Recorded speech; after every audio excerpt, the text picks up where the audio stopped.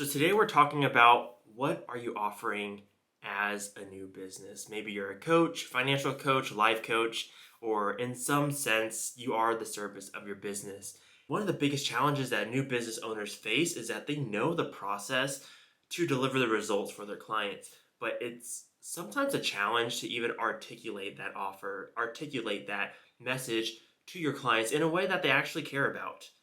And so today we're going to talk about a few points. I'm going to get some of your feedback on your offers and have an open Q&A at the end to really clarify and maybe even, do some role playing on how you present your offer. Because I think the value of this group isn't that I'm just giving you information or that Sam's giving you information and things like that, but actually getting the reps in to make mistakes, to learn from those mistakes. That is so valuable. And especially if we have the time at the end of the call, I think that'd be really cool learning experience for all of us, for anyone that's watching the recording, and for all of you on the call today. So we're going to cover why we even need to clarify our offer. What does that even mean? And then we're going to talk about what clients actually care about when they're listening to your offer. And then doing this will really show you how the marketing side of things makes it so much easier. So I want to start off with the offer. And what is an offer? So when you have a business, in order to make money, you have to sell something, whether it's a product, whether it's a service. And so that's what the offer is. You're essentially putting what you're selling on a plate for the clients to look at, see, touch, feel, and see, okay, do I want to buy this? The challenge is, and it's also a positive thing, is that you are the offer. You're not selling a car, you're not selling someone else's service. You are the service. And that can be super scary, but also super valuable because you know what you're capable of.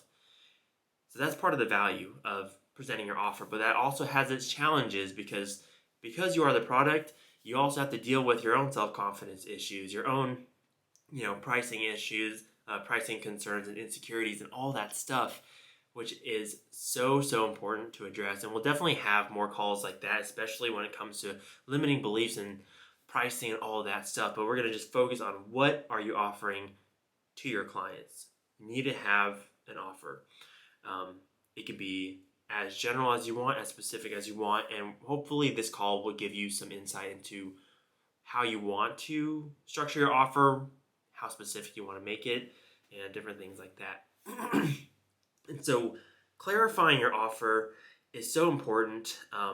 Where there is no clarity, they can't see the outcome that they want. And that's what clients care about. Clients care not about the process that you have for them, not about your experience. They want to know, is the outcome that I'm going to get from this product or this offer something I'm interested in? And do I trust that this person that's presenting this offer is trustworthy and can get me there? So you're not focused on the program, the process. You want to show, here's the outcome that we're trying to shoot for, and let me help you build that trust with me for you to be able to take that step. That would really be the simplest way to put it. Can I build the trust, and can I present the outcome that they're actually looking for? And a lot of us get in the rut of, let me create a program and then try to fit that program into someone else's life. But the easiest way to actually develop that is start having the conversations first. Identify the needs around you, around your target audience, the target issues, and then create the program that fills that need. See how their need, like whatever area of their life, whether it's their personal finances, maybe it's the relationship, maybe they're looking for retirement stuff and all of that. Identify the need first and then cater your program to fill that need, or see whether or not it is even a fit. And at that point, you may just say, sorry, I don't have the right offer or program for you. Don't try to fit a square peg into a round hole, especially when you have an offer that's specific. Then it's easier to find the places that it fits, and it gives you the confidence to also say no. I'm not going to try to make this offer work for you just because I need a sale. And so clients also care about specificity in the offer. They don't want something vague. And a lot of us get into this rut because I'm super guilty of it, and I'm sure Sam can agree too. We present ourselves as a financial coach, as a financial social worker, a life coach, and say, hey, I just help everyone with their money. Same thing with a doctor. I just help everyone with their illness, like a generalist. And there is some value to that for sure. But what does that even mean, right? Like, what are you helping with? Like, is it debt? Is it retirement? Is it relationships? Is it burnout? Like, there are so many aspects of financial coaching, of life coaching, and things like that that you really need to dial in, because saying you help everyone, that could be the retiree with 15 grandkids that is feeling, empty in retirement, or it could be the 18-year-old that's ready to go to college and everything in between. You can technically serve all of them, but are you the best fit for all of them? Are you the best fit for the spenders and the savers and the free spirits and the nerds? Just because you can talk to someone, just because you may be able to provide some advice, doesn't always mean that's the target audience that you're going to connect with. And so you need to have an offer that communicates to your target audience, the people you're trying to serve. With a clarified offer on who you're trying to serve, how you're trying to serve them, that makes the marketing so much easier. And I will attest to this, that as I move my financial coaching business away from, I want to help everyone that's paying off debt, I want to help everyone save money, I just want to do financial education, moving that to, I want to help the people who are overspending their budget, especially when it's related to emotional factors in their home, in their life. That way I know, okay, those careers that face those challenges, there's a higher percentage of buyers in that market versus, I'm not going to be able to effectively market myself to a bunch of engineers that love their budget and that already have like $500,000 in their retirement. Yeah, I can help them, but I'm not a best fit for them, even though, that is a good opportunity. And if y'all haven't checked it out on my YouTube channel, one of the videos is about the power of saying no to certain opportunities so that you can say yes to better ones. And that really is what you're going to do with the offer. By becoming more specific, naturally you are going to exclude a lot of people. But the goal is that the people you do include, you can provide not only more value to them as a program, but you can communicate a lot more effectively with them. The people in the helping professions aren't going to talk the same as the people in the business world. The people in the business world aren't going to talk the same as the trades, and obviously generational differences too. So think about different aspects for your offer. And I want to kind of sum up like some ideas of how to clarify not only who you're serving, but how you're serving them. So for the who you're serving, what demographic are you looking at? Are you looking at older, retirees? Are you looking at young professionals? Are you looking at students? Maybe you're looking at parents. Maybe you want to serve a minority population. Maybe you are Spanish speaking. Maybe you have other skills in your background, language wise or culture wise, that would better serve a certain demographic of people. Or maybe it's just a personality thing. If you serve people who are more free spirited and spenders, and you actually can connect with them, then you can start crafting your offer around that. But if you really enjoy having conversations with the nerds and just really helping them give a plan to optimize that side of things, then you talk to them. And one of the biggest things with business, it puts a big fat mirror in your face that tells you, here are all the things that you actually aren't good at. It's very much like marriage that puts a big magnifying glass on all your flaws. You start to see that, you actually can't help everyone as much as you believe. And like for me, like I said, the people I thought I'd be serving when I first started are not the same people I'm currently serving. And so have some grace with yourself. If you're making those mistakes in your business, the consultations or even clients, and you're like, I actually wasn't very effective with this client, or I actually don't like to work with this demographic, that's okay. You can always change the offer. You can always change who you're serving. But just the general framework of the offer is something that's super, super important to consider. And so what about the actual offer itself? What kind of transformation are you looking for? Clients want simplicity. They want clarity in the language, in what you're delivering, all that stuff. A lot of us who are in the professional field, we may get caught up with clinical language or technical language and things like that. But you really want to use language that like a fourth grader would use. Very simple, very straightforward. And we're going to do some of those run throughs and things like that later because I think that'll be really valuable to how you actually want to message your offer. The problem that you're trying to approach and fix with the client, you need to consider what are they actually looking for, right? No one really cares about getting on a budget. No one really cares about going to the gym.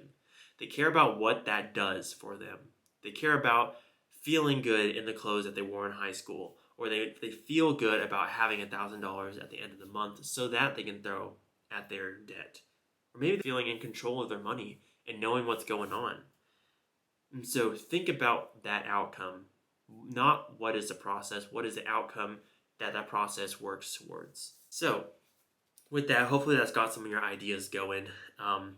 I can kind of give you an example of how I present my offers, and if y'all want to share your, like, just brainstorm some ideas, and then we'll actually run through how you present your offers in, a client call, a consultation, or a prospect interaction, then I think that'll be very valuable to you. And it's okay to fail. It's okay to let this be a learning process. It's scary. It absolutely is scary. So for me, a big focus of where I want to put my business is towards those overspenders and the free spirits, because even though I myself may lean more towards the nerdy side or the saver side, I'm not like a hard nerd and saver. And I'm also in a world that I communicate with a lot of these people. Pretty much 80 to 90% of my coworkers are that way, or the people I can connect with.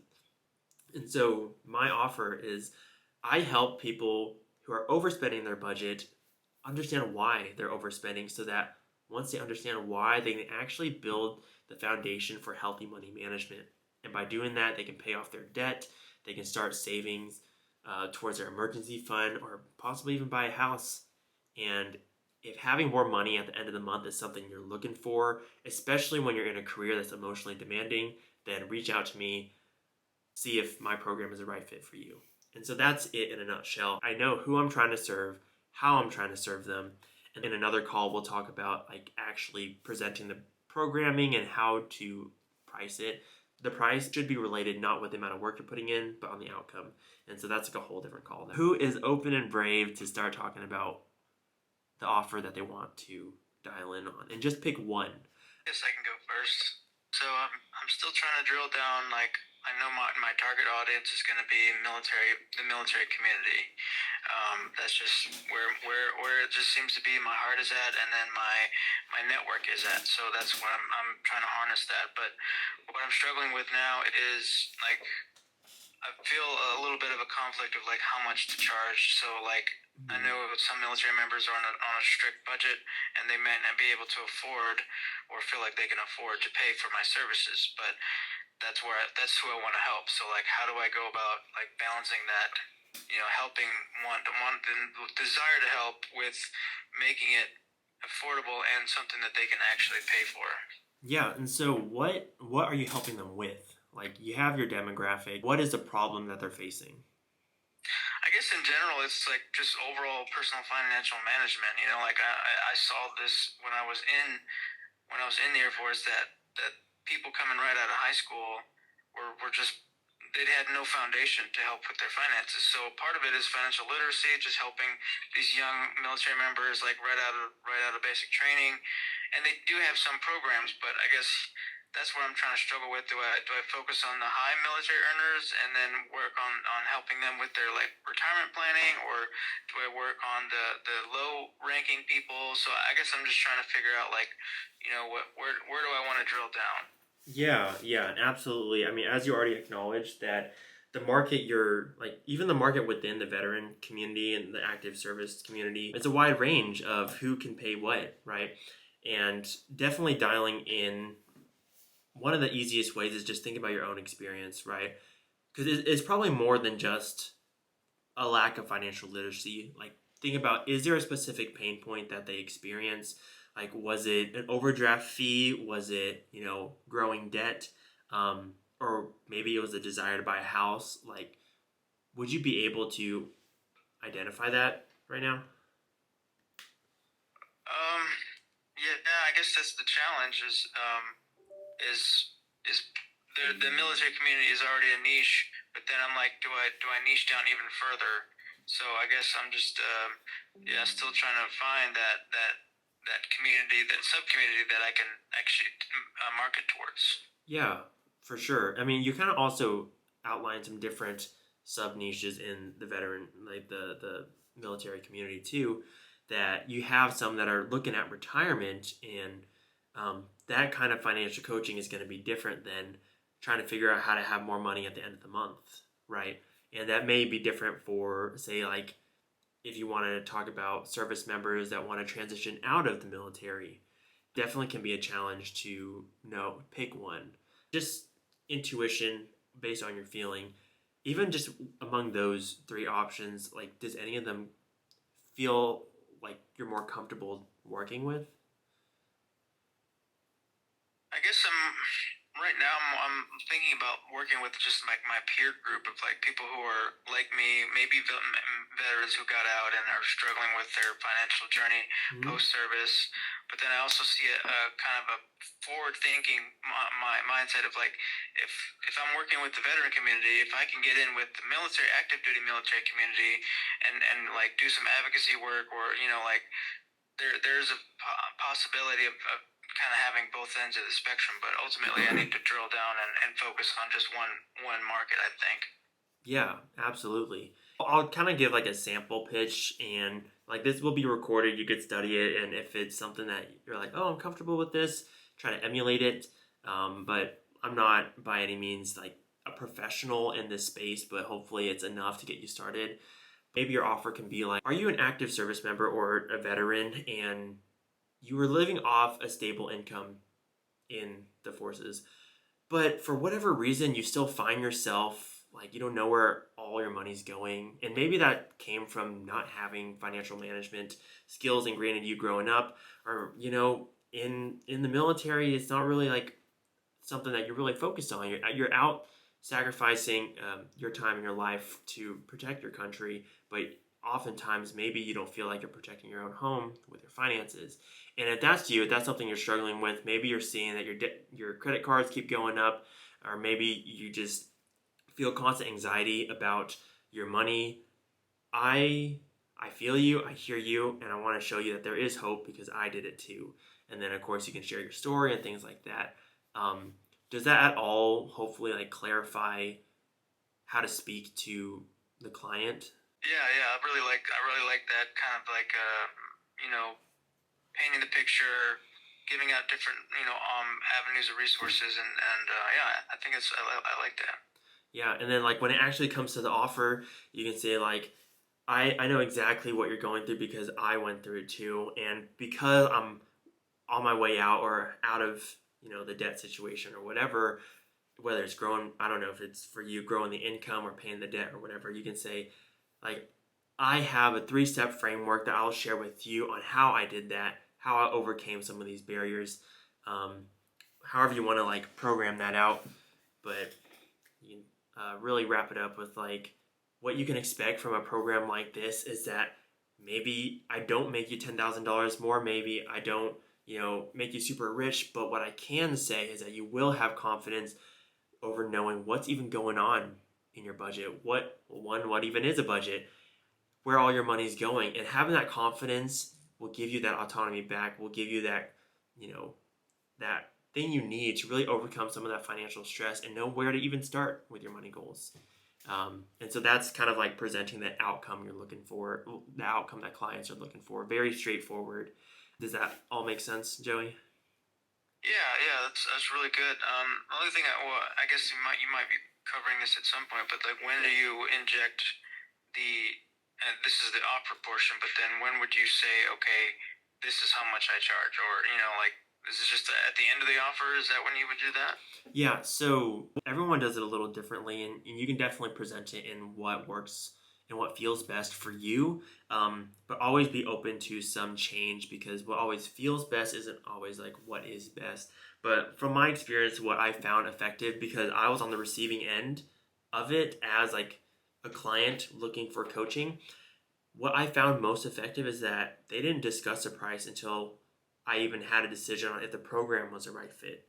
Like most effective salespeople, especially in the coaching world, it's not the same as car sales. It's not the same as some other sales where you're trying to get the sale and push it off, but you're really trying to connect what their needs are.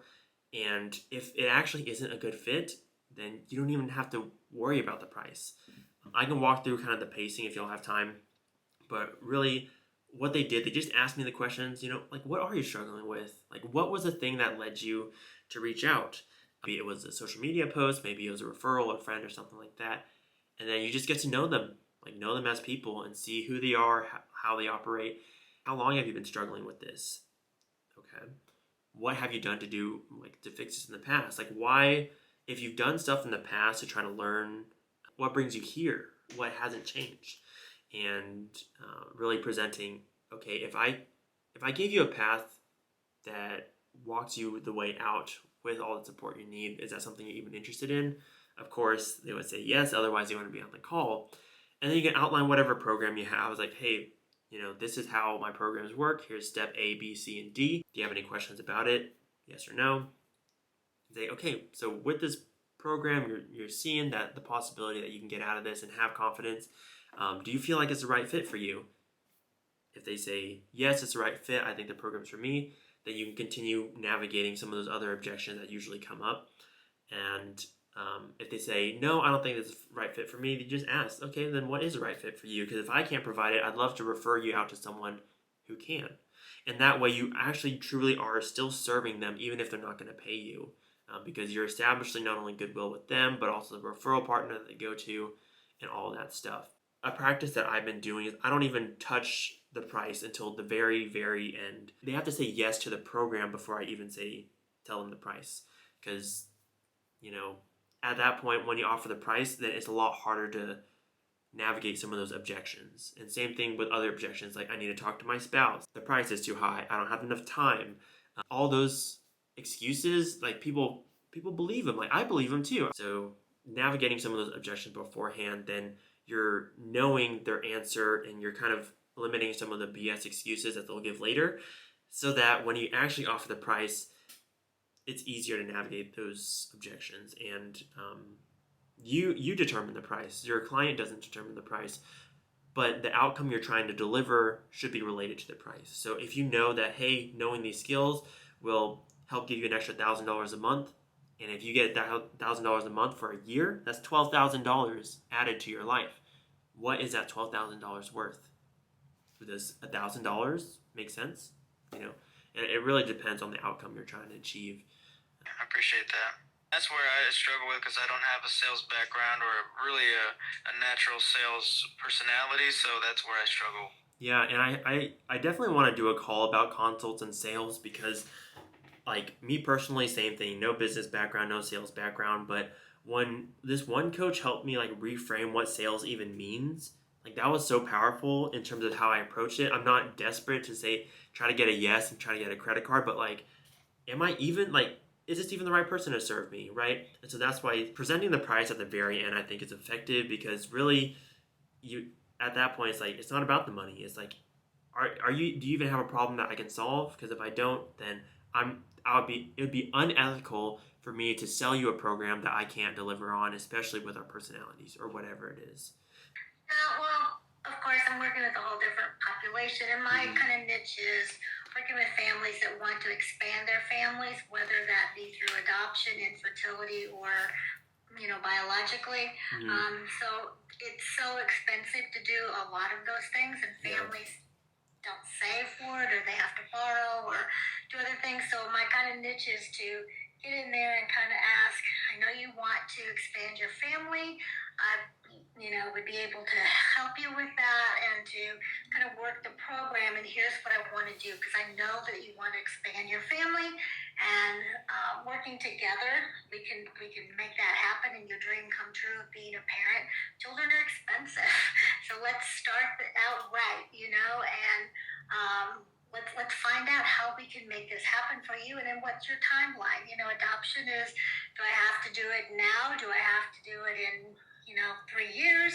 Infertility the same way. What's your time frame? So I always ask what the time frame is that they're wanting to make this happen, or where they're going with it, so that we can work on that and try to figure out how we can cut some stuff so that in the end you can get what you want, which is a family. I love that. Yeah, Stella, that was awesome. Really dialed in, really effective on, you know, let's see how we can help you, right? It's not like I will help you. Like it really is that heart of like let's work through it together, and if we can, deliver that outcome on that family, that dream life of having the family without having all the financial stress, that is so powerful. And I love just your delivery and your heart, and especially your background, very very specific to that demographic. So I'm not sure if I have any feedback. I think that was awesome. Yeah, thanks, Stella. Thank you. Yeah, I kind of want to try to offer maybe some money management, working with business owners and help them drive their finances at home, and maybe a done with them type thing instead of a done for them. Mm-hmm. And I've also been looking at, I don't know how to do bookkeeping, but I have a natural talent toward being able to do that. My mom did that for years, and I kind of have a natural talent toward that because tax people always tell us, you want to come work with me to help me in my accounting firm. It's something that I can learn and get good at, and even in my little business here, I've learned some things about,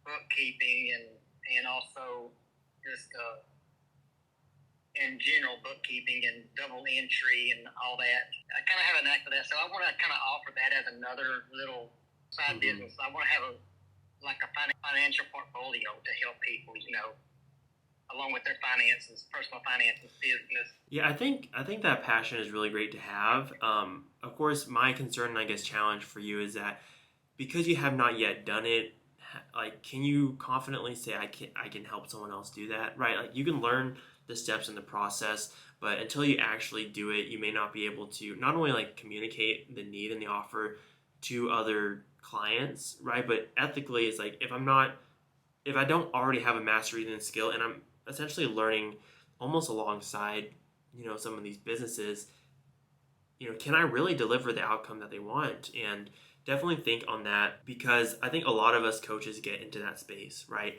Like me a year ago, I thought I knew everything about coaching. I was like, oh, I can run webinars, I can post social media, like I'm young, I can do all this stuff. Little did I know, like the more I learn about it, the very little I know. And so moving away from like the things that excite me and I think I'm good at to the things I'm actually good at, that is powerful for not only an ethical practice, but really delivering on the promise. If I tell like I can't go to someone and say, hey, I will help you with all your investments because I know about the S&P 500, I know about retirement accounts, but I'm not a financial advisor. I don't have any expertise actually in that area. Same thing with, I can tell you all the theories about how to grow your business from 5,000 to 50,000 because like I've attended those trainings too, and if I just regurgitate the information is right, but I actually have not walked those steps. And so that makes it a real challenge. Right. I've been trained in financial coaching. I haven't actually done much of it yet, but I did save my therapist just like $2,400 a year in her business just by making a one-off comment to her. She just like, hey, I'm your therapist, practice on me, So I'm like, okay. And I saved her that much money. I appreciate you sharing that, especially seeing client results, right? Like ways you're able to help people. Just from our conversation, you can start to see how spread out your service suite is, right? You're working with a business owner or like the therapist here. You want to do business owners on money management, which is kind of in that space, but also the bookkeeping side isn't quite the same type of skill set. Or like, if you ever want to do the personal finance side of things, then that would be different too, right? But yeah, like when you think about, it sounds like business owners are where you want to target, right? I mean, it kind of seems that way. I haven't really seen that as the niche that I want to offer to. Okay. So what was the niche that you were kind of wanting to offer to? Maybe I was like misunderstanding. So I was wanting to offer to like high income individuals who just really aren't doing a budget very well. But it's one of those things where it's too broad for me to figure out who I'm trying to get there. But I'm also wanting to offer to single moms, and my original niche was like single moms or spouses that are single parents, or their spouse died and now they're a single parent, and the other spouse was the one who drove the budget at their home, provided all the financial at that home. But now here it is, that spouse has passed away, and they may still be earning an income, or they may have got a large settlement, and they just need to figure out what to do with it and how to run their finances. That was my original niche. I'll speak to the bookkeeping side of things really quickly because I do bookkeeping for a small business, and you have to know what you're doing. Any small mistake can cause like a huge disruption in the books, and it's very important that you categorize things very specifically, because you send the books to their accountant, and their accountant is going to look at it, and based off of what you put in the books, they determine what is a tax write-off and what is, maybe it was a business expense or continued education, but it all has to be so separate and so particular. And every balance at the beginning and end of the month has to match up. Every transaction has to be in there. Cash transactions, you have to know how to input those. If they did it from their personal card, you have to know how to, enter those, and maybe it's an owner draw.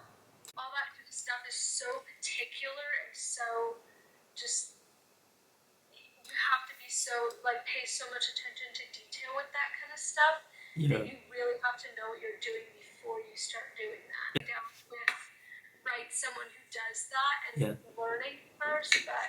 Yeah, and I didn't mean to cut you off, Sam, but yeah, you can start to see that the not only the type of work of bookkeeping and how to communicate with that, it is different than talking with business owners about better money management. Like, the skill set is different, so that's why really dialing in on what your niche is. Like, if you do want to move to the more technical side of things, maybe bookkeeping is right. But if you want to move to like the personal side, like you're really sitting with these people, understanding like emotional intelligence, then the personal side may be better, right? And so, yeah, I want to challenge everyone, like, post in the group today or this weekend, if you can do kind of like a one paragraph offer or something like that on the people you're trying to serve, how you're trying to serve them, what kind of outcome you're trying to get for them. I think that'll be good to share as you refine what you're wanting to work with. And so I hope the content of this call kind of help you, I guess, push you in that direction to think about how can I even identify what I'm helping with. And as specific as you can make it, the better. Here's a package that I can apply to different demographics or different like situations that's still facing the same issue. So like my package with overspenders, yeah, I can market it to helping professionals very well because I understand that language, but I can also market that to like parenting groups and people who are overspending for their kids. And I can also market that to high earning professionals where they get so much money they don't even care about what they spend, but for whatever reason they don't have $200 in their account. So clarifying the offer will be super powerful, and doing it in a way that gives some flexibility of some of like the minute differences obviously between clients, because it's very personalized. That's why we do what we do. We can personalize the plan and really deliver the results that are specific to the client and not a cookie cutter thing. Do y'all have any questions? I'd love to answer any questions before we close out. Hey, it's not really a question, but I do appreciate, Samantha, you telling me about all that, and I think it's kind of like narrowing my focus down back to my original niche. Just sitting here thinking on it, I'm like, man, yeah, that sounds like a lot of work. I could study and get it. It's not outside of my skills, but I don't know if I want to put the time into that to get that skill. See, so like you're already trimming off the fat off the brisket. That some stuff like we'll just put aside and really focus on, let's try to earn our first dollar. And in order to earn that first dollar, we have to be able to communicate to our clients and to our prospects. That way, you know where to start looking. If it is, the demographic you're searching for, maybe you're going to like parenting groups, or, people who maybe you're in a stay-at-home parent Facebook group and you're just offering wisdom there and things like that. Or say for like Joey, like Facebook groups are a really easy way to start finding people, but in your community too, your local VA, if you're trying to reach veterans. Of course, Stella, if you're like partnering with other foster agencies for like an event or something like that for foster family recruitment, then that's a place that okay, here are my target audience people and stuff. So I guess I'm still trying to narrow down my pricing a little bit, or because you said you talk about that first dollar, I'm like, I'm in my head about like how much to charge, just to start out. I've been thinking, I've heard the numbers of like 3 times your current salary or your hourly salary, or 2 or 3 times that. So that would be like $75 an hour, $80. Like, I would just say $100 an hour, but I'm like, oh man, that seems high. Like, I feel like that would deter people if it was $100 an hour. Do you have any guidance on, how do you drill down on your finances, your charging scheme? I think pricing is very challenging because we're trying to equate our time to what we're offering, right? Really, the one thing I want to challenge you on is whatever pricing structure it is, you're gonna charge what you yourself are comfortable paying, and that's the truth. If you want to charge more, you're gonna have to become the client that wants to pay more too. And I say that because when you make that mental shift, then you'll understand what actually connects with these clients to want to buy something that's expensive, right? Like I was talking to Sam yesterday. I just bought into a $10,000 program, and I'm like, I never in a million years thought I would spend that much. But now I'm like, here's all the things that they did effective for me to really trust the program. And so I just need to do that same thing for clients and prove that I can deliver on it. And then I feel justified in charging $3,000 or $4,000 to work with them for 4 months or 6 months or whatever.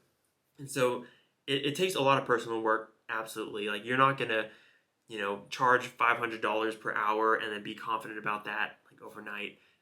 That's something that took me a year and a half to even get to. And I know Sam's the same way, that like it takes some time to really break through some of those limiting beliefs, because a lot of them you don't even realize that you have. A good starting point is if you want to just talk and say, hey, I have a program for you, or like you even just have the conversation and say, here's my program, and then you get the yes, and it's like, yeah, that's something I need. Just throw out a number. If $75 is the number that you're comfortable with, just try it and then see how that goes. My recommendation is at least $100 an hour, because there's a lot of work outside of the sessions that you are doing. Say, hey, for a month we can meet every week, and it's $400. Or if you're not comfortable with that, you can say $200. I hope that gives you a little more insight into a price point. If you need a number to start with, you can start with $100. Start with what you're comfortable with, but there is really a range, and what you're charging should be more related to the outcome you're trying to get your client, not so much how much time you're spending with them, if that makes sense. Yeah. Yeah, because I feel like there's a lot of movement towards like these bundles and like like a webinar type of thing. So you're selling like a finite amount of time, like a 3-month window.